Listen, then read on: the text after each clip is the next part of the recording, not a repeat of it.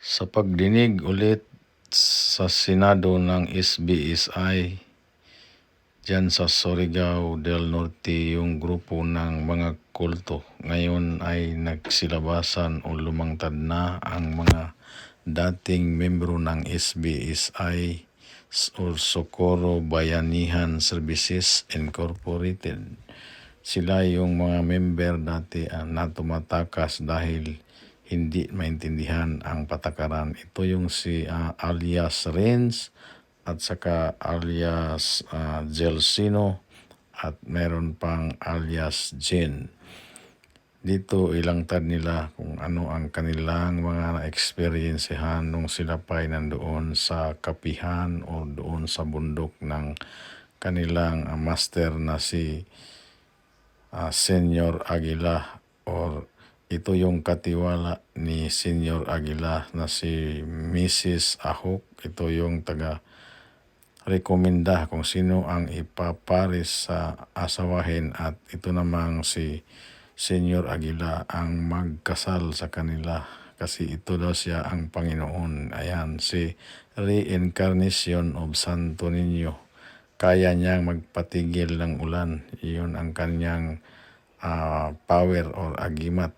Kaya galit at gigil na gigil itong si Senador Bato at si Senadora Hontiveros.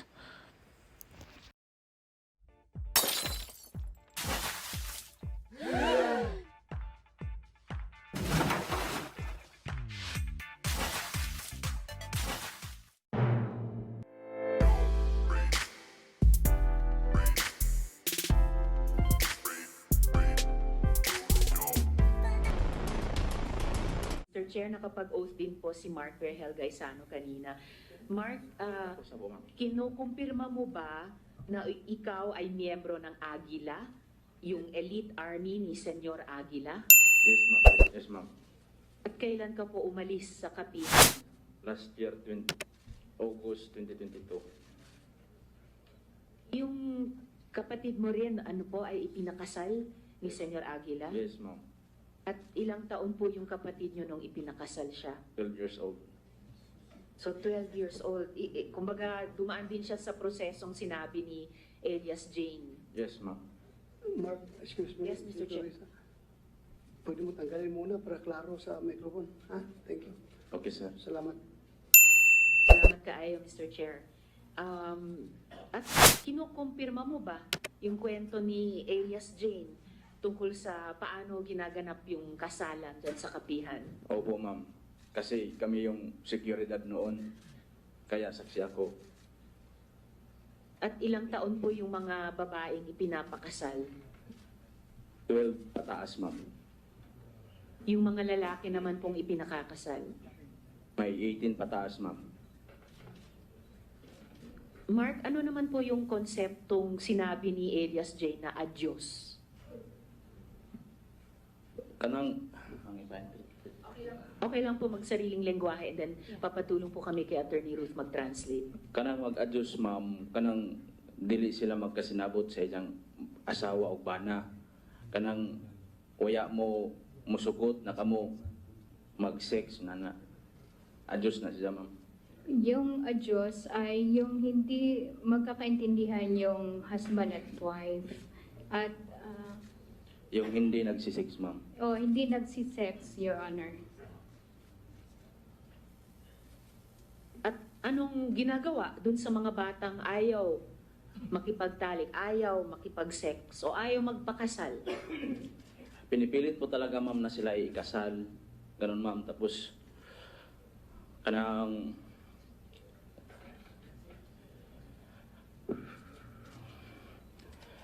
Relax ka lang, relax lang. Okay lang. Relax lang. ang bisag dili mo sugot ang minor de edad, ma'am, piliton gud sila na minjoon kay suko naman lagi na sa Dios. So kahit na hindi mo pumapayag yung minor, pilit na kinakasal kasi sugo ng Diyos. So kahit umaayaw yung bata magpakasal, pinipilit siyang magpakasal. Yes, ma'am. Kasi may nayak naman gani ko yung nasaksihan, ma'am, na ang usa ka babae midagan. Meron akong nasaksihan na yung isang babae ay tumakbo. Tapos, gigukod na mo sa akong sa kakauban na Agila Squad. Niya, gigukod pidot siya, ma'am. So we ran after her and we dragged her, Your Honor. Yes, Mr. Chair. Pagkatapos, Bibrag, anong nangyari? Kinasal talaga siya. Ikasal siya, ikasal. So kinasal talaga sila. Tapos ang pagka magkasal, sir, sa tanan na pares ni Ja, pero sa kay line by line mo na si Ja, magunad sa ang babae magunad sa dosi up to 12 pataas, pag lalaki po 18 to pataas, tapos magsisilik yan si Senior, Your Honor, si uban niya, si kasama niya si Janet Aho, Roselia Sanico at saka si Karen Sanico. Andyan yan, sir. Sila, yung dalawang babae, sir, yan si Janet Ahok at si Roselia Ahok. Sisilik sila ng babae at lalaki at tapos sasabihin nila ng senyor na yan sila senyor, paris mo, ganun. Tapos agree din si senyor, sir. So, una is line by line, yung babae na from 12 up, ang ages, yung mga lalaki 18 up. Tapos, through the assistance of Janet Aho, Rosalie Sanico, and Karen Sanico, ang senior ay magsiselect. Sila yung tatlong, yung si Janet, si Rosalie, at si Karen ang magre-recommend kay senyor at usually mag-agree naman si senyor. Dali, Senator Risa. Yes, Mr. Chair. Janet Ahok, may pamilya ka ba? May anak ka? Ilan ang anak mo? Para ma-record. Hello. Papayag ka ba yung anak mo na 14 years old? Ikasal? Ha? Dili, sir. Dili. Sa unsa man nga rason nga naing anak mo na nga kahimtang, sir. Ako, usa ka ginikanan. Sandali, paminawa, just listen to my question and you answer my question.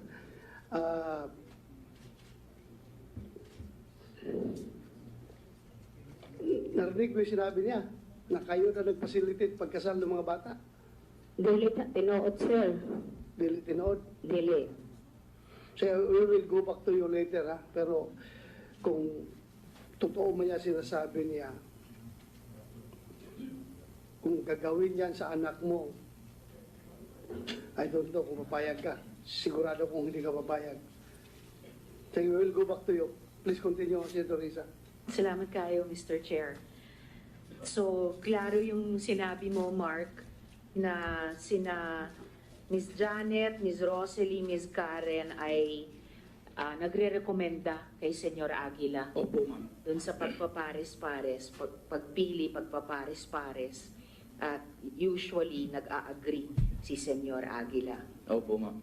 Nagang salamat, Mark. Baka may mga tanong pa kami sa iyo mamaya, pero ngayon pa lang salamat po sa iyong pagsagot. Mr. Chair, gusto ko namang po tanungin si Elias Renz. With your indulgence, Mr. Yes, right, Chair. right. Salamat kaayo. May I be allowed to play the 2-minute video I presented ni Elias Renz during my privilege speech? Renz, ipapalabas ko lang ulit yung video mo, ha? Bago tayo mag-usap. Nakastungas paksal inagi niya. Nakakita ko dito sundang mga armas dito ko bayan mo nakakita ko dito sa katipo eleksyon so armas ako ang armas nandiyan ang tatay dito may kapihan ato kay di mas ganas nanay og nandiyan ang tatay kay mabungkang mga pamilya Hindi. Manan yung ipatulog po ito ngayon. Di man siya masugot kung anong amin Diyos tatay. Hindi. Yung kuhan mo sila, si Jared Minakuan. Pindok na daw.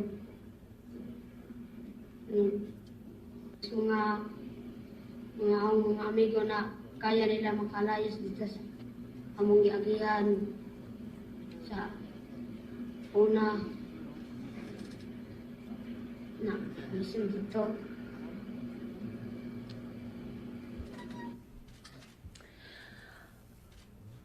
Okay, Renz.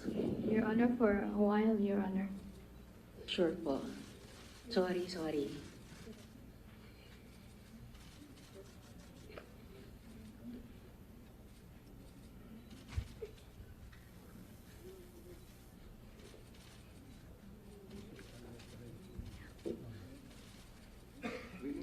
Si Teresa, habang hindi pa Yes, Mr. makapagsalita Chair. si Renz, ibalik ko lang muna si Mark. He will be ready in a while, Your Honor. Yeah, Sige lang, Renz. kaya ayos lang muna yan pag pwede na magsalita. Mark, Sir, yes, sir. nakita mo ba mga anak ni Janet Ahok doon sa loob? Yes, sir. Mismo may, yung anak niya na maliit, yung 12 years old ay kasado na po. Kasado na? Yes, sir. Sa isang babae na minor de edad. Anak niya kinasal din? Yes, sir. Oh, Janet, sabi mo ayaw Ang mo pumayag. pangalan ng kanyang anak, sir, Jumong. At Jumong. saka yung babae, ano yun? Janet, may anak ka na Jomong? Pangalan? Naa, sir. How old na si Jomong? Sa karon mga 15. 15. Nung kinasal siya, anong edad niya? Dili man siya, sir, Minjo. Ha? Dili siya Minjo, sir. Dili siya minjo. Oh, Sulti ni Mark, kasal daw. Kinasal. dili na tinuod, Nana sila sir. yung bata, isa, sir. Ha? May bata na. Yes, sir. O may anak na si Jomong, wala pa. Mahimo mo subay ko, anak, sir. Hindi, sagutin mo. May anak si Jomong, wala pa. Naa na siya anak, sir. Sa social media nga isang nakita sa sige gamit sa cellphone, ahong nabantayan agahong anak nga mura siya og naay pagkapalikirohon gamay. Okay, sige, palakiro. Ganito. Oh. Anak po kahit tabuas, sir. Just answer my question. Laktod, sir. Imong anak, si Jomong, 15 anyos karon dunay anak. Oh, sir. How Tinuod old, na. how old yung anak, yung apo mo, anak ni Jomong? How old? Mga mag 2 years na. 2 years na. Sinong mother? Si Matsay, sir. Saan si Matsa ngayon? Naa sa kapihan. Nasa kapihan. Paano sila nagkaanak na hindi sila kinasal? Dili man sila nagkasal, sir, tungod kay nag-uyab man sila. Ha? Nagkauyab ang maong mga bata o dito nagkahilamit sila. Nagkaanak sila, sir. O, nagkaanak ha? So, panindigan mo yan ha? Opo, sir. Ako, I'm just warning you. Kapag ikaw magsinungaling dito sa hearing na ito, pwede kitang i-cite in contempt at ikukulong kita. Opo, Ha? sir. That goes to everyone here. Ha? Huwag tayo magsinungaling. Dahil ang Opo, sir. purpose nitong hearing na ito, makamit natin ang katotohanan at justisya. Wala tayong dapat itago. Opo, Kaya sir. hindi ako mag-hesitate na ipag-isite kayong contempt at ikulong kapag kayo magsinungaling. Buti yung klaro tayo para walang sisihan. Ha? Ulitin ko, Mark. Nakita mo kinasal yung anak ni Tahok? Yes, sir. Sino kasama niya kinasal? Madami sila, may mga minor de edad din. Sila yung pinakaunang kinasal na minor de edad, sir. So sino ngayon nagsinungaling nga Janet Tahok? Si Mark o ikaw? Ha? Siguruhin mo mga sagot mo dahil as I have said, hindi ako mag-hesitate na ikulong kayo dito kapag kayo nagsinungaling. Dili mga Sino tukuan. nagsinungaling? Dili mga Mark o tukuan ikaw? sir mo accept kayo. Mga nag-uyab mo lagi sila. Ha? Wala may gikasal ni senyor. Hilabi na agahong anak. Nagninjo sila sir, ilan ang kabubuton. Dili na pinagbutan ni senyor, labi na naho. Sino nagkasal, Mark, sa kanila? Si Senyor, sir. Si Senyor. Senyor Aguila. Senyor Aguila. Sumagot ka. Senyor Aguila. Kinasal mo yung anak ni Janet Ahok? Uya, sir. Uya. Di na tinood. Mata, naghambog rin na, sir. Naapoy witness nga Ayaw, kanang tudlo-tudlo ay. Inaog imong kamot, inaog kamot. Kami rin pwede magtudlo-tudlo dali. Inaog imong kamot. Sige, padayon, padayon. kanang mga buwan nga ng mga bataa. Naghambog rin na, sir. Ato. Naghambog Ito rin mga mga bata bata. na ito, nagyayabang lang. Kay ang pakalanan na si Dilito, Ha? Ano? ang pakalanan na si Dilito kay nanon siya kasuko sa abong grupo sa bayanihan. Ang layo mo ba? Nag-usap tayo dito sa anak ni Ahok. Bakit mo idadamay ka ditong si Kwan? Ang ipasulti si Board Paperto Galatida. Mamaya na, I'm just asking you. Just answer me squarely. Kinasal mo ba yung anak ni Janet Ahok o hindi? Uya, hindi. Kuya, hindi. Uya. I will go back to you later. Please continue, Senator Risa. Salamat kaayo, Mr. Chair. Thank you, Mark. Thank you. Mukhang Thank you, may sir. mga batay sa testimonyang natanggap namin sa mga victim survivors, mukhang mayroon ngang hindi nagsasabi ng totoo. For the record, Mr. Chair, yung anak ni Miss Janet, kahit belatedly, sabihin ko na lang, alias J, 12 po nung ikinasal. At yung asawa ni alias J ay 12 years old din nung ikinasal mula sa kanilang barangay. Ayon sa mga victim survivors, nagkakilala lang sila nung ikasal na sila. Tulad ng karanasan ni alias Jane. Di niya nobyo yung ipinakasal sa kanya, nakilala lang niya nung araw na yun mismo. Ayon sa mga victim survivors, pati si alias J, na anak ni Miss Janet. At ayon din sa aming mga victim survivors, sinabi daw ni Miss Janet sa ibang mga bata, bakit ayaw niyo pumayag? Anak ko nga kinasal. So, meron po talagang kailangang mga balikan na mga sagot nila sa ating mga tanong. Pero, balikan ko muna si alias Renz. Handa ka na ba, Renz, na mag-usap tayo dito sa harap ng Senate Committee? Okay na po. Sorry, kailangan ko Andam na ipakita ba ka, Renz, nga mo atubang sa committee? Opo. Okay, salamat kaayo. Sorry lang na kailangan ko ipakita ulit yung video kanina. So, Renz, para lang ma-confirm namin, ilang taon ka na ba ngayon? Pila na mong edad? 12. 12, Your Honor. 12 years old ka. Ngayon, ang sinabi mo dun sa video na pinakita namin ulit kanina at pinalabas ko nung privilege speech ko, sinabi mo dun, nakita mo mismo ang mga sako-sakong mga armas. Yung mga armas ba na yon, sako-sakong nakita mo, pekeng armas ba yon, Renz? Hindi. Hindi. So, totoong armas sila. O katong pag-eleksyon. Noong election, Your Honor. So, nakita mo nung eleksyon, ang mga totoong armas. Props lang ba? Props lang ba yung mga armas na yon? Tinood na armas. Hindi daw, Your Honor, totoong armas. Totoong armas. Kaya ko tinatanong Renz ay dahil sinabi naman ni Mamerto Galanida sa isang interview na yung mga armas daw na yon ay peke lang. Tinood ka dyan armas kay nagay armas sa kuan utuan sa akong tatay si Sami. Totoong armas, Your Honor, may armas nga daw yung kanyang tiyohin na si Sammy. Okay, so yung tiyohin mo rin ay mayroong ganung armas, si Sir Sammy, na totoong armas. Renz, bakit ka nasa foxhole at paano ka nakakita ng sako-sakong armas? Dila to sa paksa lang nakita dito sa kuan mo bahay. Hindi daw sa Wala paksol pa. niya nakita, doon daw yung nakita niya sa bahay na nag-pass by yung sako-sakong armas, Your Honor.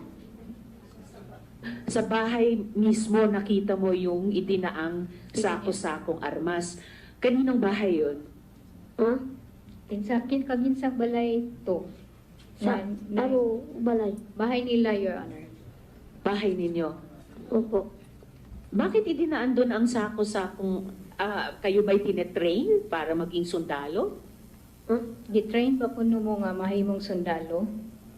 Oo. Oo, Your Honor. 12 years old ka rin, tinetrain ka para maging sundalo? Opo. At nung nasa kapihan ka, tulad ng tanong ko kanina kay Elias Jane, nung nasa kapihan ka, nag-aaral ka ba? Wala. So, tinetrain ka maging sundalo at 12 years old pero hindi ka nag-aaral. Oo. Wala ko nag-aaral. Hindi siya nag-aaral. Train kami dito sa kapihan. Trend na daw yan sa kapihan. Trend? Yes, Your Honor. Anong ibig sabihin, Renz, na trend yon sa kapihan? Unsay buti pasabot nga trend na sa kapihan, right? Sa barracks na mo magakot may kuan buhangin. Yet it does. Sa barracks kasi daw nila is pinapakuha sila ng buhangin at ina-attendance, Your Honor.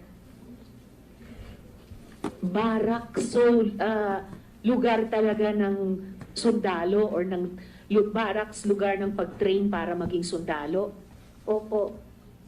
At pinapakuha kayo ng buhangin. Oo. Para saan? Para sa among barracks.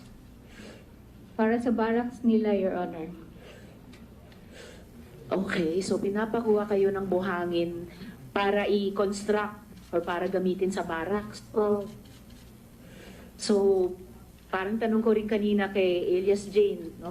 Halos hindi ko na kailangang itanong. Pero Renz, bakit ka ba tumakas sa kapihan? Kay wala may eskwela na. Kami bisag 12 yung edad. Di pagyamo ko gibubusuhan. Wala kasi silang pag-aaral, Your Honor, at 12 na yung edad niya, hindi pa siya marunong sumulat.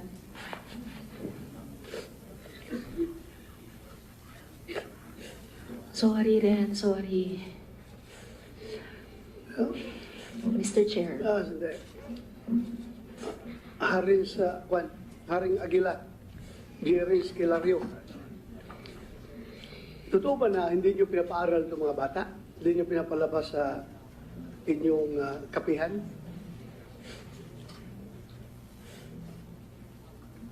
Ano sir? Totoo ba na itong mga bata, itong 12 years old na, hindi pa marunong sumulat dahil walang pinag-aralan, hindi nyo pinapalabas yung mga bata para mag-aral doon sa baba? Hindi yan totoo, sir. Yung kanang pinakumbisya, Ha? pwede na kumbisya, sir. Pag Tagalog ka kay hindi lahat nakakaintindi ng Bisaya. Alam ko marunong ka mag-Tagalog, eh. Nakita ko yung mga interview mo, ang galing mo mag-Tagalog. Mag-Tagalog ka. Gamay na, sir. Gamay na sa bawang Tagalog. O sige, kahit gamay lang, pilitin mo mag-Tagalog. Paano? Sige nga. Yung mga bata, pinapayagan naman yan na lumabas. Hindi naman yan, kinukulong niya, tanaw na to ang kwan, sir. Mr. Chair, pwede bang hindi magturo ng daliri si Mr. Kilario, si Haring, Sorry po, si sir. Senyor Aguila sa mga bata? Sige, huwag ka Salamat naman kaayo, Mr. gamit magturo. Ha? Sige, please continue. Kanang among kwan, sir, kanang among sa kapihan, suot kawas naman ng mga bata, sir. Suot kawas ng mga bata, ito. Suit gawas. Ibig Oo. sabihin, labas-pasok. Oh, So, Renz, labas-pasok lang kayo doon. Pwede kayo makalabas. Pwede kayo bumalik anytime? Hindi. Ha? Hindi. O, hindi daw. pwede mo na, sir, kay kanang amo sa kapihan, o pwede na sila mo gawas, bisag asa na sila pwede mo gawas. Di na tinuod, di lang isulti, sir. Okay, again, I am reminding you, Kay kanang among Makinig ka muna. Opo, sir. Makinig ka. Ibo. Kahit na ikaw ay Haring Agila, pwede ka pa rin ipakukulong ng bato kapag ikaw ay nagsinungaling dito sa Senado. Ha? Bibigyan kita ng fair warning, Haring Agila. Ha? Huwag ka magsinungaling dito, magsabi ka ng totoo kung ikaw ay talagang reincarnation ng Diyos, ay dapat lahat ng virtues ng isang Diyos ay nasa iyo. So sana huwag kang magsinungaling, gusto kong magsalita ka ng totoo. Okay? So, ulitin ko, again, for the record, mga bata ba, pwede mag-aral habang sila ay nasa loob ng kapihan? Pwede silang lumabas, mag-aral sa baba? Pwede sir. Pwede, walang pumipigil sa kanila. Walang pumipigil. Opo. Paano mo ngayon, paano itong sinasabi nila na hindi sila makalabas? Hindi po yan totoo, sir. Hindi totoo. Opo. Ha? Opo. Sigurado ka? Opo. Sige lang. We will go back to you again later. Please continue, Senator Risa. Salamat kayo, Mr. Chair. Siguro, pa-check po natin sa DepEd yung enrollment. At pwede talagang i-cite in contempt ng chair kapag hindi po nagsasabi ng totoo si Senyor Aguila. Yes, Senator Risa. Nandito mo yung local chief executive, yung mayor. Mayor, anong sitwasyon doon, mga bata? Mga pag-aaral ng bata? Yung mga taga-kapihan ba, pwedeng bumaba doon sa mga eskwelahan sa baba? Pwede sila mag-aral? Sa good morning po, Senator.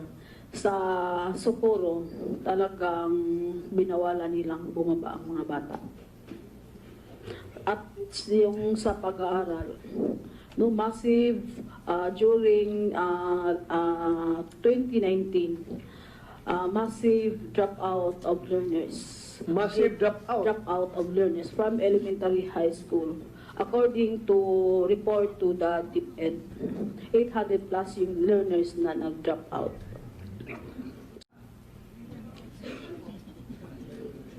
Sabi ng mga bata na hindi sila nakakalabas sa kapag-aral, sabi ng mayor, regardless wala akong pakialam sa local politics yun doon. Are Aguila, makinig ka muna. Wala akong pakialam sa local politics yun doon. Kung meron kayong hindi pa kayo intindihan sa politika. Ang akin dito yung kapakanan ng kabataan. Ha? Sinabi ni mayor, wala daw pag-aaral sa mga bata doon, hindi makakalabas. Anong sagot mo ito ngayon? Nasa among counter affidavit, sir, na ilang record sa school. Hindi ko wala kung counter affidavit mo. Tinatanong kita ngayon dito. Opo. Open na hearing. Opo. Anong sagot mo? Saan, sir? Ha? Saan sa sir? Yung sinasabi ni Mayor na ang mga bata hindi nakakapag-aral at masyadong bumaba yung enrollment doon dahil nga nandoon na sa kapihan ang mga bata. Yung totoo kasi, sir, yung sa 2019, nag-request me o nagkuhan me o gusto mi nga magkatukod og eskwelahan, gumikan kay ang kaladyo ang eskwelahan sa kuan sa Lanitag. Wala akong problema dyan, wala akong problema. Ang tanong ko lang kung nakakalabas sila sa kapihan para pumunta sa eskwelahan doon sa baba. Yes, inoon. Yes? Gagawa sila. So, strike 2 ka na, ha? Oo. Kanina, strike 1 ka dito. Oo. Dito ngayon, strike 2 ka. Isa pang strike 3 ka. Siguruhin natin, ha? Yung tama yung sinasabi natin. Ha? Haring Aguila. Ayaw kong puno na yung kulungan namin sa baba. Marami doon. Nandoon yung mga kinulong. Ayaw ko na magkulong pa doon. Please, tell the truth. Ha? Huwag kang magtago-tago dahil kahit sinong Diyos sinasamba mo, hindi yan makakatago sa katotohanan. Dahil ang Diyos, gusto ng Diyos, katotohanan ang lalabas sa hearing na ito. Ha? Prangkahan tayo. Ha? Lalabas ang katotohanan dapat. So kung yung version mo ang katotohanan, walang problema. As I've said, we're fair here.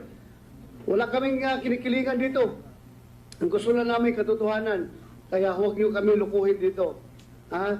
Hindi kami niyo pwedeng papaniwalain na katapusan na ng mundo bukas at kailangan umakyat kayong lahat doon sa kapihan para masave. Hindi niyo ako pwedeng mapapaniwala ng ganon. Kaya please lang, magsabi tayo ng totoo dito.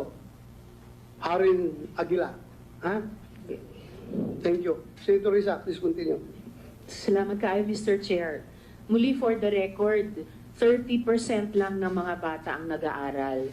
At sila yung 30% na pinapayagan para makakuha ng 4Ps. At isa na po ito na iniimbestiga ng DSWD. And for the record din, Mr. Chair, bago ko naman tanungin si Elias Coco, yung sinabi po ni Mayor Riza na massive dropout ng 800 plus na mga bata sa pag-aaral noong 2019. Kung di po ako nagkakamali, ito po ang sumunod sa Lindol doon sa Surigao del Norte, sa Socorro, na ginamit na pagkakataon ni na Senyor Aguila na tawagin yung mga kababayan nilang sumunod sa kanya paakyat sa kapihan.